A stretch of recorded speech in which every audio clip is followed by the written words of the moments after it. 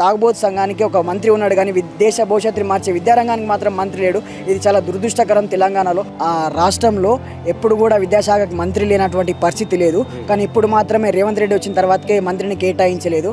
ఒక రాష్ట్ర ముఖ్యమంత్రి అంటే ఎన్నో బాధ్యతలు, బరువు బాధ్యతలు తన పైన ఉంటాయి. అవన్నీ ఉన్నప్పుడు కూడా విద్యాశాఖ అంటే చాలా పెద్ద మంత్రి పదవి. ప్లస్ దాన్ని ఒక దేశ భవిష్యత్తుని మార్చే విద్యారంగానికి ఒక సపరేట్ మంత్రి ఉంటేనే ఈ సమస్యలన్నీ కూడా పరిష్కారం అవుతాయి. కానీ తన దగ్గరనే ఉంచుకొని తన వ్యక్తిగత స్వలాభాల కోసం విద్యాశాఖను తన దగ్గర ఉంచుకొని ఎవరిని కేటాయించకుండా విద్యారంగ సమస్యలు కూడా పరిష్కరించకుండా ఏదో మీది మాటలకి అది చేసాం ఇది చేసాం అని చెప్పేసి మాటలు చెప్తూ దాటేస్తున్నటువంటి పరిస్థితి మన తెలంగాణ రాష్ట్రంలో ఉంది. ఏం చెప్పదలుచుకున్నారు రేవంత్ రెడ్డి? తక్షణమే విద్యాశాఖ మంత్రిని ఏర్పాటు చేయాలి. ఏవైతే పెండింగ్లో ఉన్నాయో ఫీజు రియంబర్స్మెంట్, స్కాలర్షిప్స్ రిలీజ్ చేయాలి. అలాగే పర్మిషన్స్ లేకుండా ఈరోజు ఇంటర్ కాలేజీలు కానీ, డిగ్రీ కాలేజీలు కానీ, యూనివర్సిటీలు కూడా వస్తున్నా కూడా పట్టించుకున్నటువంటి పరిస్థితి ఉంది.